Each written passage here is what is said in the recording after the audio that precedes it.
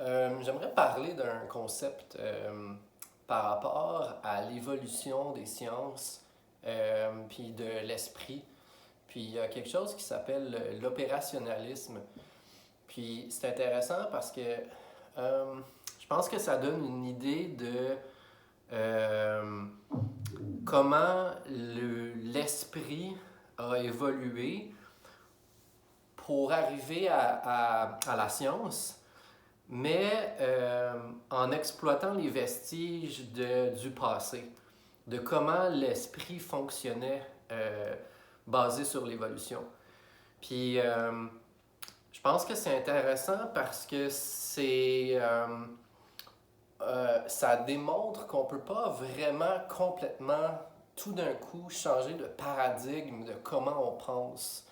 Euh, C'est-à-dire que c'est pas comme si, pendant si longtemps, on a cru à la mythologie, on a essayé d'expliquer l'univers avec des histoires, puis, puis notre culture, puis notre façon de penser et notre langage surtout se développe parallèlement avec ces croyances-là, ces visions de la vie, de comment les choses fonctionnent. Et là, soudainement, on change de paradigme et on pense qu'on peut approcher la science d'une façon complètement nouvelle en délaissant complètement l'historique cognitif qu'on a développé dans le passé. Puis, puis mon but, c'est d'essayer d'expliquer ce que je pense qui est euh, les habitudes cognitives reliées au langage qu'on a utilisé pour l'appliquer à la physique. Puis, puis je pense que ça donne peut-être un meilleur pouls de qu'est-ce que sont les théories en fait en sciences. Puis comment c'est relié vraiment à des façons de penser qui sont pas très loin euh, des, des, euh, des processus puis des techniques qu'on utilisait pour faire sens du monde dans le passé, euh, qu'on regarde aujourd'hui de haut en se disant, oh mon Dieu, on pensait tellement d'une façon euh, élémentaire, mais il y a vraiment des liens. T'sais. Puis, je vais vous donner un exemple, par exemple,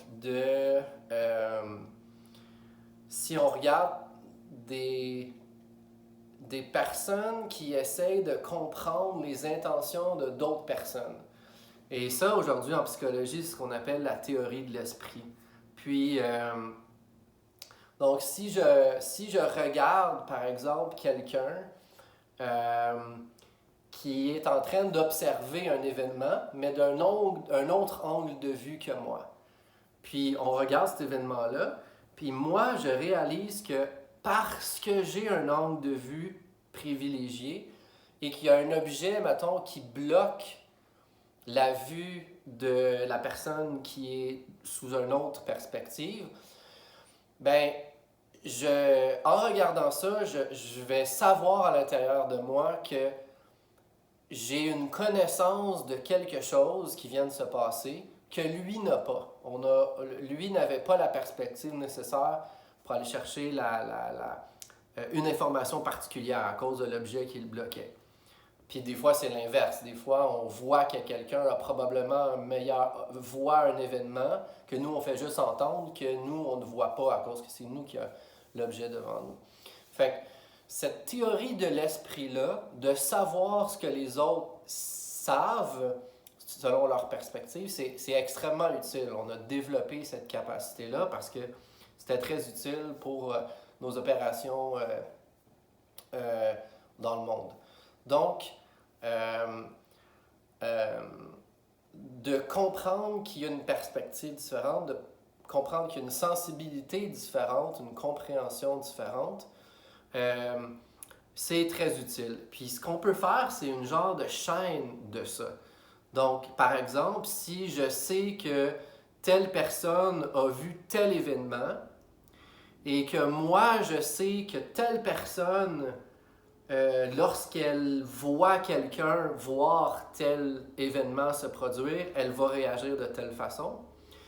Ben, je peux faire une inférence, une déduction par une double bande de quelque chose qui s'est passé.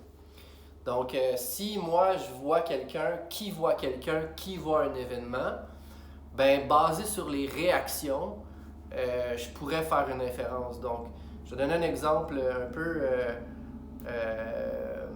peu construit, mais quelque chose de simple. Donc, par exemple, disons que moi, je suis sourd, puis que je vois une personne, puis que cette personne-là voit rien, mais cette personne-là entend, par exemple, quelqu'un pelleter dehors. Donc, admettons que cette personne-là entend quelqu'un qui pèle dehors pendant, disons, 15 minutes.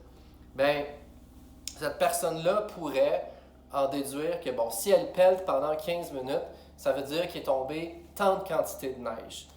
Donc, s'il est tombé tant de quantité de neige, ben moi, je vais mettre des bottes. Peut-être j'ai deux bottes, des bottes plus basses puis des bottes plus hautes. Puis si il est resté 15 minutes, ça veut dire qu'il n'est pas tombé tant de neige que ça, donc il va mettre ses plus petites bottes. Moi, en regardant cette personne-là mettre ses bottes plus courtes, je peux en déduire donc qu'il n'a pas tombé tant de neige. Donc, c'est par deux bandes que j'en arrive à cette conclusion-là. Et deux dérivés, si on veut.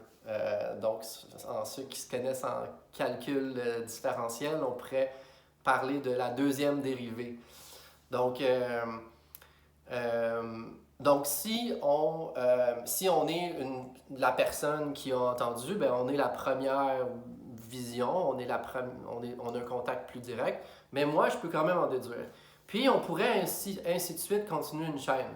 Donc, si moi, moi, sachant qu'il est tombé peu de neige, ça affecte, je sais pas, comme quel genre de mitaine je vais mettre, mettons, ben, il y a quelqu'un d'autre qui, lui, il voit peut-être pas la personne qui a les bottes, mais au moins il me voit moi, puis là, il va pouvoir en faire une inférence. Mais pour comprendre, pour savoir ce que ça veut dire quand moi je mets telle mitaine, il faut qu'il comprenne en quoi ça a un lien avec la neige. Il n'est pas nécessairement obligé de comprendre la chaîne, mais c'est quand même très utile, mais il pourrait quand même juste se fier à une corrélation entre la quantité de neige qui est tombée, puis le type de mitaine que je vais mettre. Donc, ce genre de processus-là, c'était vraiment à la base, je pense, des tout premières compréhensions d'inférence, de déduction logique que les gens utilisaient parce qu'ils étaient dans un système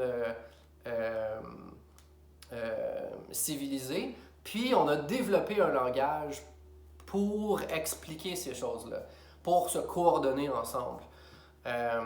Puis c'est ce langage-là qui est le vestige de la structure du langage qu'on utilise pour décrire ces mécanismes-là, va être la base, je pense, pour expliquer des concepts en physique. C'est-à-dire que si on dit que, par exemple,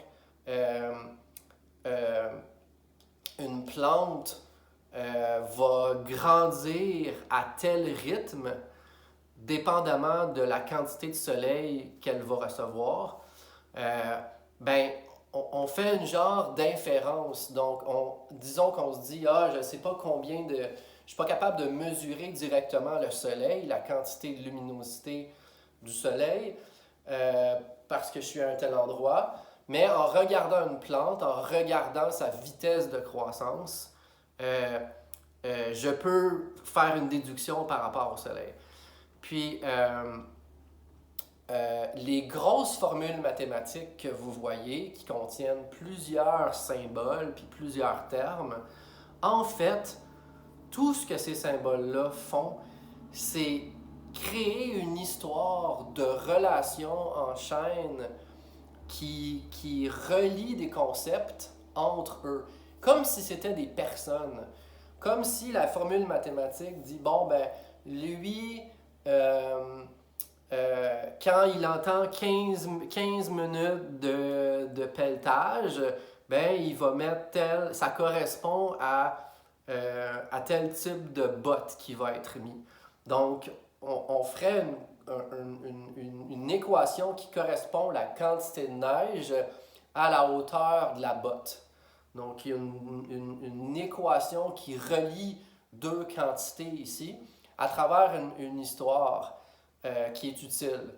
Puis des courtes équations mathématiques vont décrire des relations physiques dans le monde dont la chaîne n'est pas très complexe. Puis quand c'est très long, ben, c'est que là, il y a beaucoup de choses, beaucoup de relations qui rentrent en ligne de compte. Fait que tout ce que ça explique des histoires puis des relations entre ces quantités-là.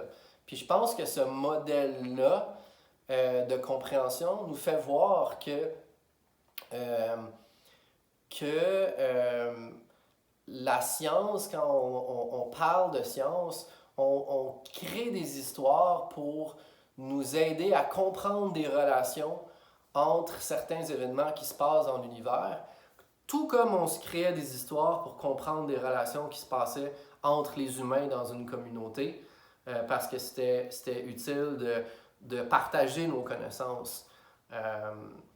Donc voilà.